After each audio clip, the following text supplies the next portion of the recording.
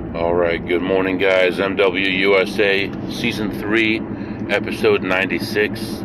Just got home from my trip about 2 hours about 2 hours ago. And got home, kids were getting ready for school. First group of kids were getting on the bus. Got myself showered, cleaned up, ready to go, and just left home.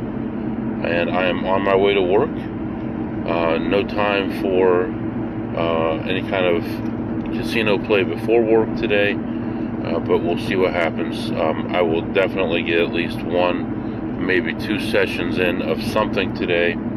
I forgot the post office box key again, but that's not a big deal. I don't think what I'm looking for is going to be in there anyway. Yesterday was a crazy day into today. I worked all day, went to the casino twice during the day, and then at the end of the day after work decided just to leave town and left town overnight. Met up with a friend, took him with me, met him, hours away from home, took him further away from home, and got a hotel room. He was able to get a nap in the car and in the hotel room and catch up on his sleep. He'd been up for days. He's temporarily without a home, and I was able to go from casino to casino to casino and get a little here, a little there, and every session was a positive session except for a short $20 session that I did on one machine that someone had called me to play. So overall, an excellent day yesterday. Made good money, don't even know how much, and we're going to build on it. So Sunday was also a good day. Probably should be prepared with numbers before we talk, but Sunday,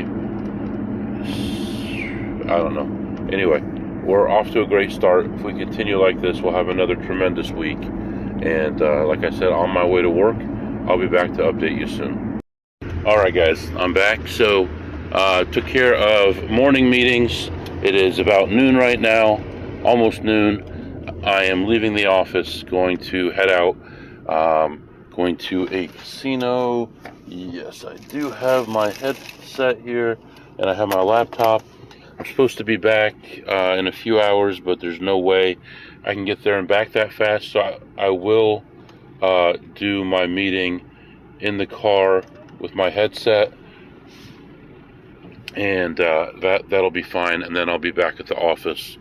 I was just reflecting a little bit on yesterday, and I know it sounds incredibly crazy to do what I did yesterday, but I love doing that stuff. I love just taking off, going somewhere, making some money, getting in and out like a thief in the night, and just making money. It's exciting. It's fun. Sometimes like that hand where it was a $4,800 swing.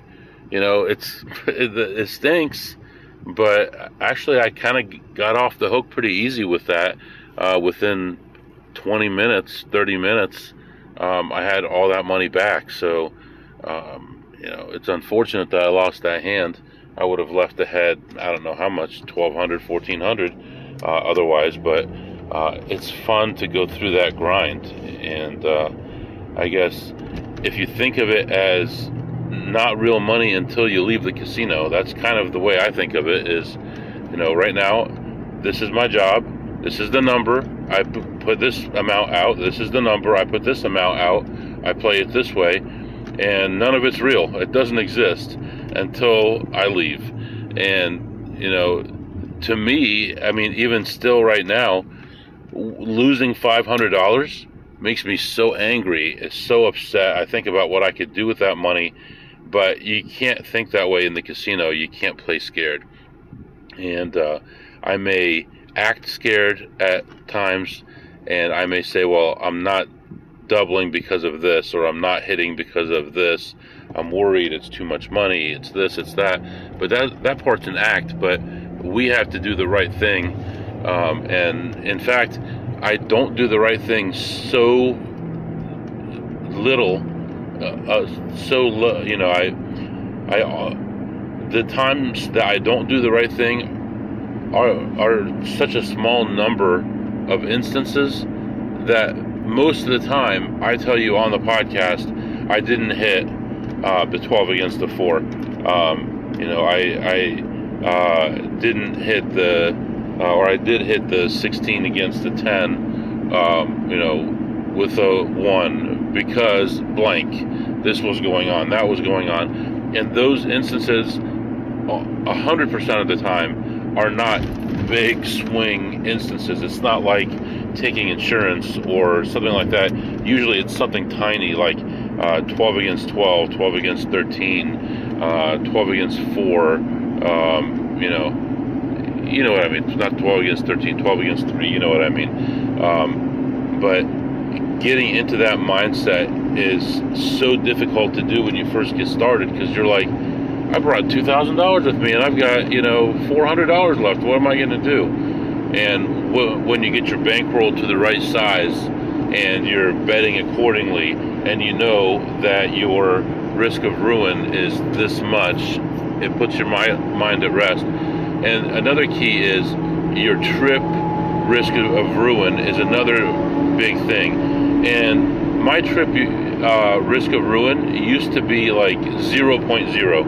But I would bring so much money with me, it was just unnecessary. I would go to play a 50 to 250 game or a 100 to 500 game, and I would bring $30,000 or $40,000. What am I going to do with that? Am I going to CTR at 4 different places, or just under CTR at 4 different places? Why am I doing that? So I kind of overdid it, and now things are a little bit more reasonable. So like a day like yesterday, I brought 20,000 with me, and I spread between 50 on the low end and probably, I don't think I got above 500 on the high end, but I may get to 1,000 sometimes, depending on the game and, you know, what's going on and what I can get away with. But that gives me a risk of ruin probably of 2%. Why is it only 2%? Because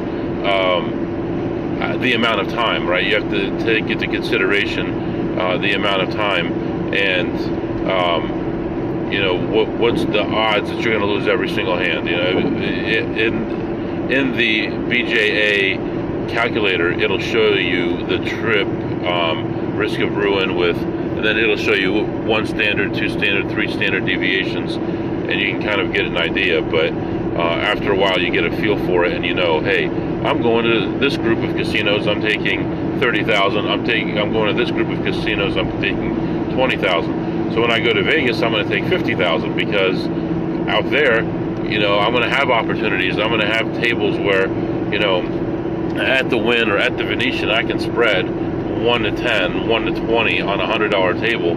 I can spread 1 to 20, 1 to 40 even at the Wynn sometimes if it's busy on a $50 table, which is, you know, it's rare to find a $50 and busy. But just to give you an idea, you can do that sometimes, and you don't have to be there long. Once you expose that top bet, you're leaving, but you have to have enough money for the trip. I'm babbling at this point. I'm going to let you go, heading off to the casino, and I'll be back.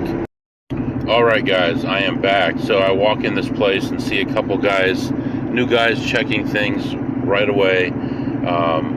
Sloppy people, not very good advantage players. But anyway, walked around, looked, and found one play, and it was an expensive one, almost $20 a spin. I stuck $500 in the machine. I got down to about like 136 or 118 or something like that, and I ended up hitting, and it paid out $1,605, I think.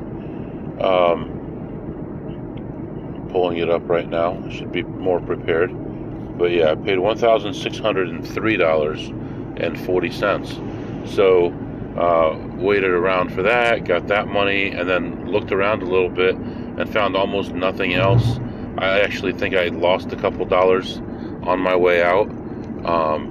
But overall, it was a quick trip. It was only like 25 minutes, and I made money. So I ended the session ahead $1,218. So plus 1218. And right now, I am heading back toward work because there's a small chance that I can make it to the office by the time my meeting starts. I don't think so, but there's a tiny chance. I will probably just go to my desk. Once I walk in, I'll probably just have my headset on, go to my desk, and do the meeting there. So, anyway, right now, I ordered food from Chipotle, and I'm considering maybe getting like $1,000 Chipotle card and maybe like a $5,000 Amazon card, just so that I can get that 10% discount off that Pepper app. Trying to think of better ways to use it other than that. If I do Walmart and I give my wife a huge gift card to Walmart, then it'll be like, go ahead and spend all you want. I don't want to do that. I'll lose more than 10% on it. If I could maybe, actually, I wonder if I could do like multiples and just give her the one. I may just do one small Walmart card for like $400, and then see if I can screenshot it and send it to her. And if it works, then I can just do like 10 $500 gift cards, and that'll save me $500. The money will already be out there. It'll already be paid, and yeah, that might be a good idea. I'm going to consider that, and if that works, that's what I'll do. Also, I mentioned that other app last time, that Rise app, Raise, actually, RAISE Marketplace, and that one you can buy gift cards discounted. It's not good to sell it there because their fee is so high. They charge you a 15% fee, but as a buyer, you pay no fees. It is a little bit strange. So I had bought a $100 gift card from there, and I get a $15 gift card back for buying that. So that one was 15%. Of course, I'm going to get points on my credit card, and then I'm going to get this 15%. But the 15% comes in the form of a gift card. So I ordered the $15 gift card, and they only allowed me to use $14, and they had me pay $1 out of pocket, which I don't mind. It's just an odd thing like that. So I wonder later on, when the Pepper discount is gone, or if I want to use it for something that's more than 10% on Raise, if I do like $1,000 gift card, will it still be $1 out of pocket, or will it be proportionally bigger? So I don't know. Either way, I know that it's worthwhile. Places like pizza places and, I don't know what else, other places like that will give you 15%, so it's better to go with Rise. But then right now with Pepper, for the first 15 days, you get 10% off. So I'm going to just get a bunch of them ready to go and probably charge about $10,000 worth of gift cards, and then just use those, Amazon, you just stick it on Amazon, it'll slowly come out of there instead of going out of my checking account, which is the way it's set up. It'll just come out of the gift card automatically. So anyway, right now I'm going to go grab my food, head back to the office, do this meeting, and I believe I've got 2 or 3 more meetings after that. So odds are I'm not leaving again today. I may or may not go to the casino after work. It does put me pretty far away from home, so work is actually closer to home than the casino. So it makes sense to go to the casino and back to work, but not to go to the casino and go home. So anyway, letting you go, grab my food, I'll be back. Alright, something funny that happened while I was in there. They were playing that song, it goes, shout, shout, let it all out. And I'm walking around the casino, and there's this lady security guard, and I said, man, I like this song. And she says, yeah, I like it too. Stop, stop, ready or not. I'm like, I don't think those are the words, but you're happy, so I'll let you go. Stop, ready or not. Anyway, I thought that was kind of funny. She's probably been singing it wrong her whole life. Anyway, I'll be back. Alright guys, I'm back. So, this episode was taped on Tuesday, and I rolled it over into a Wednesday episode, but the Wednesday episode got too long.